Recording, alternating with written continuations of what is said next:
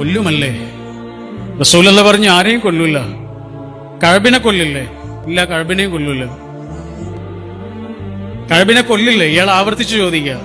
കൊല്ലില്ല എന്ന് കേട്ടപ്പോ ഈ മനുഷ്യന് സന്തോഷം കൊണ്ടൊരു ആർത്തട്ടഹാസ്. പിന്നെയാണ് അദ്ദേഹത്തിന്റെ ആ പ്രച്ഛന്ന വേഷമൊക്കെ എടുത്ത് ഒഴിവാക്കണം. അത് കഅബ ഇരുന്ന്. റസൂലുള്ളാഹി സ്വല്ലല്ലാഹു അലൈഹി വസല്ലം ചിരിച്ചുപോയി. എന്തിനാ കഅബ ഇങ്ങനെയൊക്കെ വരുന്നത്?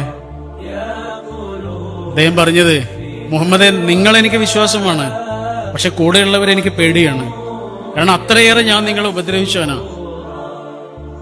അശ്ലീല പ്രയോഗങ്ങളുള്ള സാഹിത്യ സൃഷ്ടികൾ കൊണ്ട് റസൂലിനെയും റസൂലിന്റെ ദൗത്യത്തെയും അത്രയേറെ വിഷമത്തിലാക്കിയ ഒരാളാണ്, വിഷമത്തിലാക്കാൻ ശ്രമിച്ചിട്ടുള്ള ഒരാളാണ് കഅബ്.